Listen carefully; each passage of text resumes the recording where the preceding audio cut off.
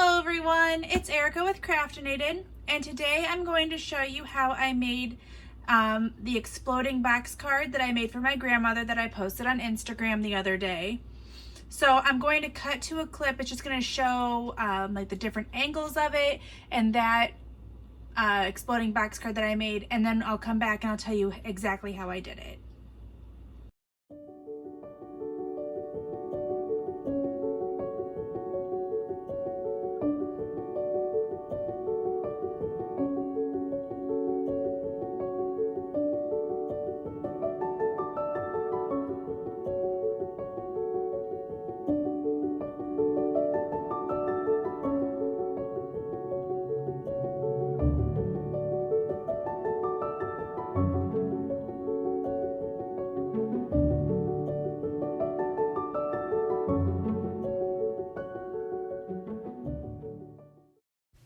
So the items I used for the exploding box, first thing I got was a ruler, and then I also used my bone folder, scissors, I used my scoreboard and my cutting board, wet glue, dry glue, and I use this tool from Cricut to take the backer off of the glue, and I use that with the dry glue. And some foam squares, as well as a pencil. So those are the items I used to make it, and then I'll go through kind of what I used in material. And what's not on here is the envelope punch board, which I did for my grandmother's to put the card in. I'm not doing that with this one because this is going to be more sentimental, so I don't really need to do that. So for the materials I used this really cute paper collection, Always and Forever by Simple Stories. I got it on sale when Packatans, which is a store near me, went out of business, and I actually got a few packs of them. And some of the packs came with things like chipboard and the washi. I believe there is an ephemera pack and a sticker pack in there. Yeah, so there's the ephemera pack and a sticker pack. And so I'm going to use these items inside of the box to kind of help embellish it. And also I have these, I got like a tag pack that had like the bigger cards, and it also had these tiny cards, which are going to be perfect to use inside of this box. So I'm going to use those too. I'm also using some 3D embellishments, flowers, bows maybe. We'll see how it goes when I'm doing it. So I just kind of pull out kind of what I'm thinking about using and just have it ready, and then I kind of go from there. I also need to have 2 pieces of plain cardstock. One will be cut to 12 by 12 and the other will be cut to 10.5 by 10.5. So I'm going to put away those other supplies and we'll cut the paper down here in just a second. The other thing that I didn't grab when I pulled everything out was ribbon. You also will need ribbon to close the box up, and I also used baker's twine to close the box up, or for the tag on the box. So first thing I'm going to do is I'm going to cut this piece of paper at 12. It's already 12 wide, but it's 24 long. So we have to cut it in half. So I'm going to cut it at 12.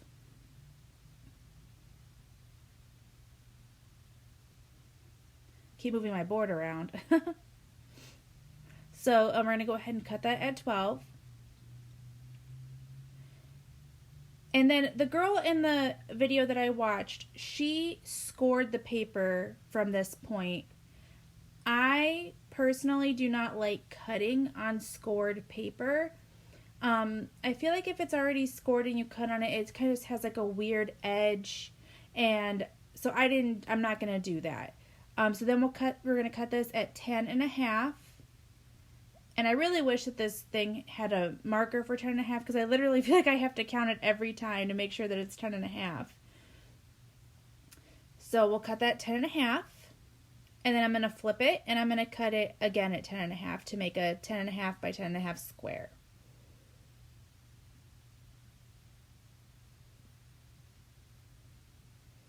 And I really think that these colors, it's like this cream and this black, are gonna look so good with the colors in the pack. So those are your two pieces. That's for the base of the exploding card. So I take the 12 by 12 piece first, and I use the ruler, and I put it textured side down, just to make sure that it's not like bumpy when I'm doing the marking. So I'm going to take my ruler and I'm going to lay it across at the 4-inch mark and make sure it's straight on either side. And then I use my pencil and I just go all the way across.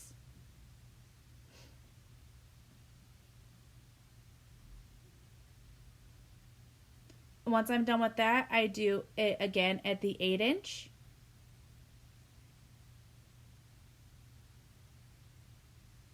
And we'll go all the way across. I had to stand up, sorry.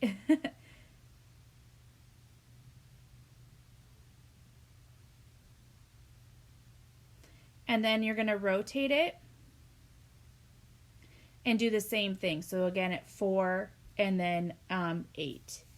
And this is going to be where you could either score it at the 4 and the 8, or you can mark it like I am. And really, it's kind of just a guideline. I do mess up a bit when maybe it's on the other one, but it wasn't super straight. Nope, it's right here. So I messed up. So it's more of a guideline of where to stop cutting. So those are going to be the flaps of the exploding card box. So it's more of a guideline for cutting. And then I'll do the 8.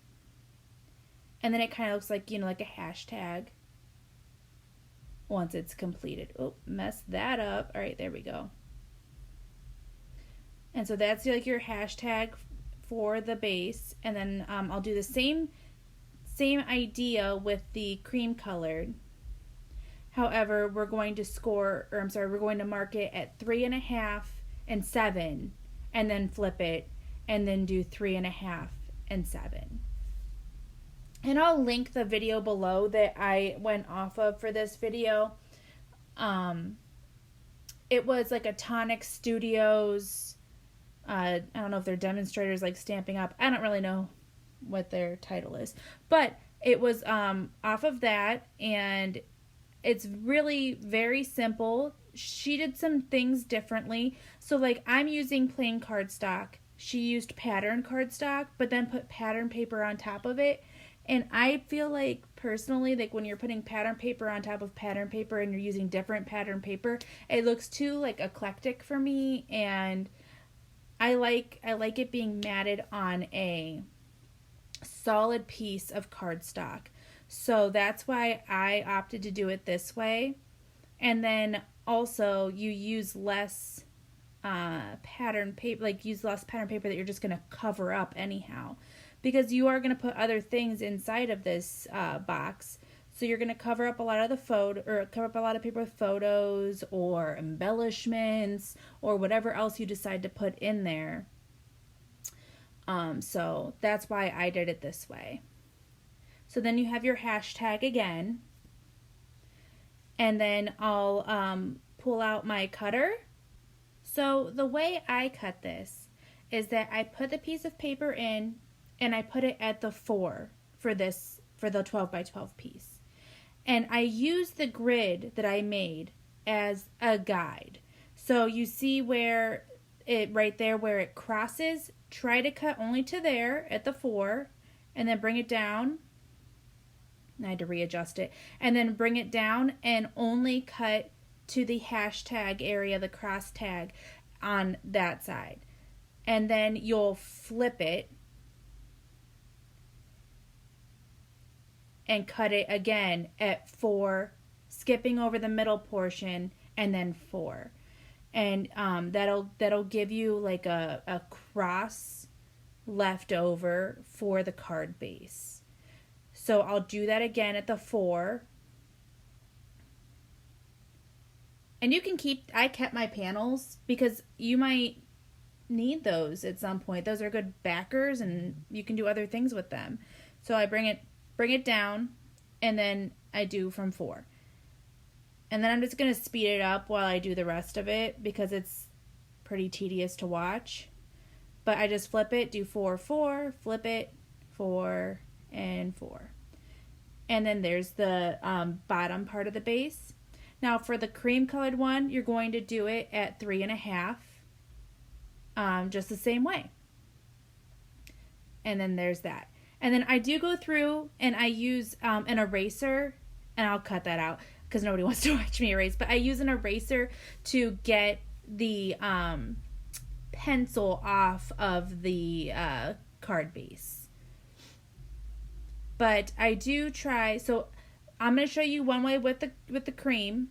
So I'm just folding it over where it kind of lines up and makes a straight line so that you'll have like a 3.5 by 3.5 base, and just use my bone folder. So that's how I did it with the cream, and I'll show you the other way with the black piece of paper. So I'm just going to speed up doing the cream one, and as you can see, you just score it at where that pencil line was. Now the way that the woman did it in the video, and the way I'll show you here, is that she used the scoreboard. But she scored the whole page, but you can do it this way too. So if you just put it on there, and then this one you would score it 4 and 8, and then turn and do 4 and 8. It does make it a little bit difficult with the whole page not being there because you don't want to score down your page, the flap, but I made it work. So I scored it at the 4 and then over at the 8.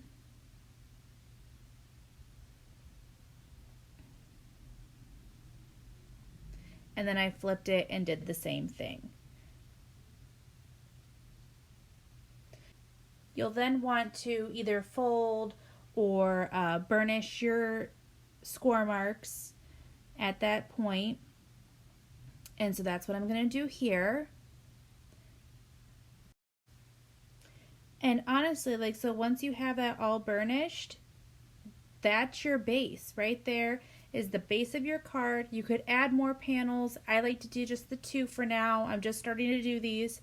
And that's basically it. So then you would fold it up and it would make your little your box. And that is the exploding box card, the base. So the next thing that you'll need to make is your lid. So I grabbed 2 different pieces of cardstock. I like to use the double-sided cardstock for the lids. I think that it looks really cute that there's something on the inside. So she said to do 6 and a smidge, like so 6 and 1/16. I did that when I made this the first time and it was not big enough. So I made mine at 6 and 1/8.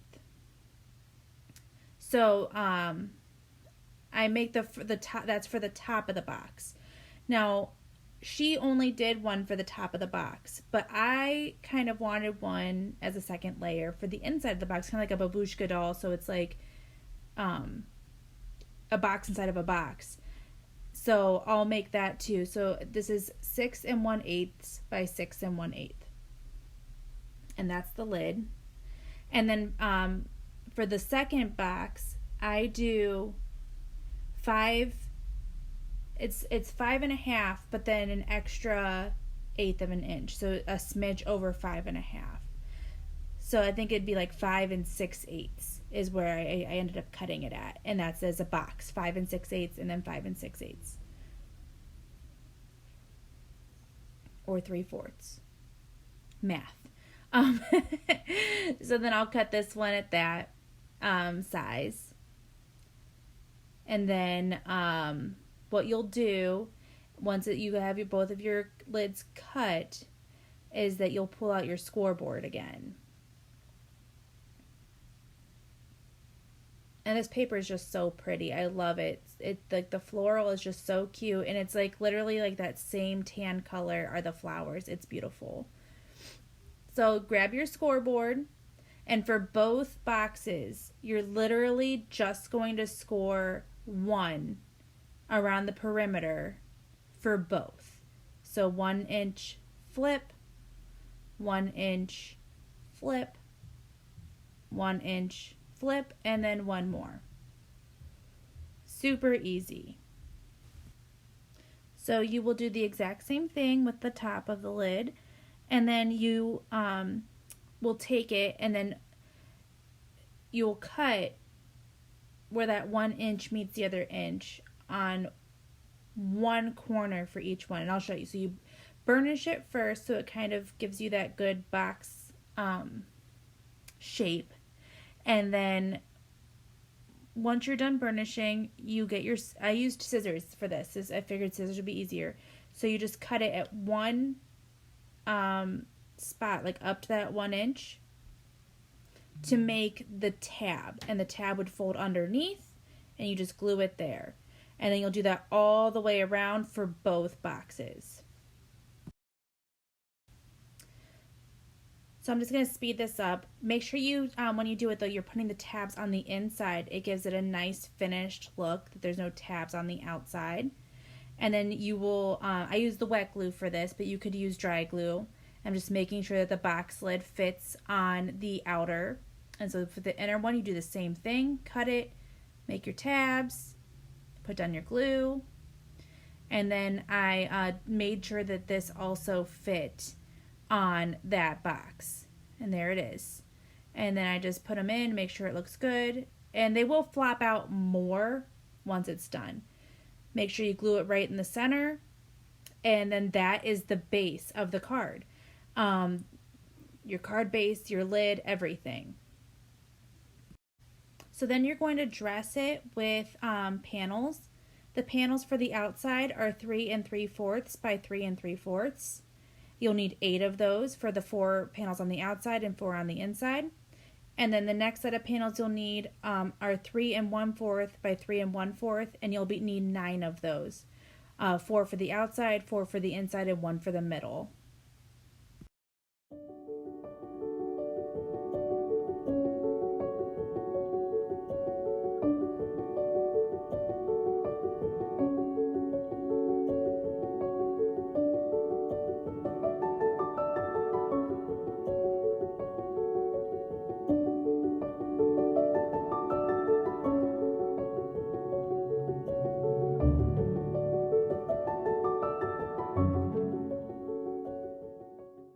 Okay, so I have put my panels on all of my pieces, and so this is kind of like the base of what it's going to look like. So when it opens up like that, and then you can see on the other side I have the this really cute striped and like gold polka dot, and that goes all the way around the inside of the box. And then when you open it up, it'll flap open. Once there's more stuff on it, it'll be heavier and it will flap. The only thing I did differently with my grandmother's card is that instead of putting a panel here, I put a card. I put a 3x3 card, and it was 3, and then I used my punch board to make the envelope for the 3x3 card, and it was like literally the same exact size as one of these panels. I'm not sure if I didn't measure it, but it was pretty close. So it was close to 3 1/4 or 3 3/4 by 3 3/4. And that's what I would do if I was giving this as a card to somebody. But this is not going to be a card for somebody. This is going to be a memento for myself. So I will go ahead and start embellishing, and I'll set this to music again, and you'll be able to kind of just see how I pick things out.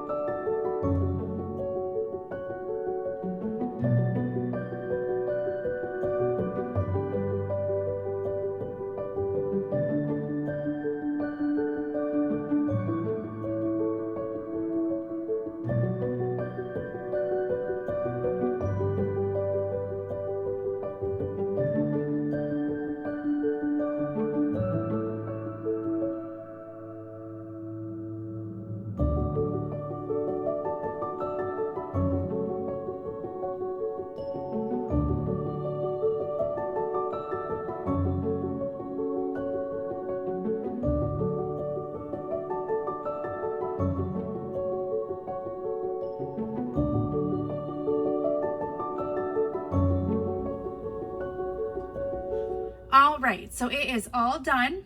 I love the way it turned out. The tag here says true love, and then the bow is just like a crossbow underneath. So I'll take off the bow and open it up. All right. And then I will open up the first box lid. And then there's a picture of a few of our groomsmen and a couple of our bridesmaids. I couldn't get everybody in there with the limited space of the box. And then my husband and I, and it says our story. Here's a picture of us cutting the cake. This is a picture of us, he's holding the marriage certificate, but again, it got cut off. And it says our love story is my favorite. And this is at the end of the night when we were shaking up the champagne bottles and doing a spray, and it says today I marry my best friend. And then we'll open up this, and there's the inside. So on the inside of each of these I just put a tag. So this one says just married, this one says our big day, that one's just a heart, and this one says cutting the cake because that's what we're doing. On the inside here, this says happy little moments with some flowers. This says you and me and our wedding day. And this is where I had put the card for my grandmother's box. And if you're giving this as a card, I think that's a great idea, just to put like a tiny little envelope there, and then you can have like your written sentiment in there. This one says today, tomorrow, always. And this one says hello, love. And then like another little flower. So I love the way this turned out. Let me know what you guys think, and I'll talk to you guys later. Bye.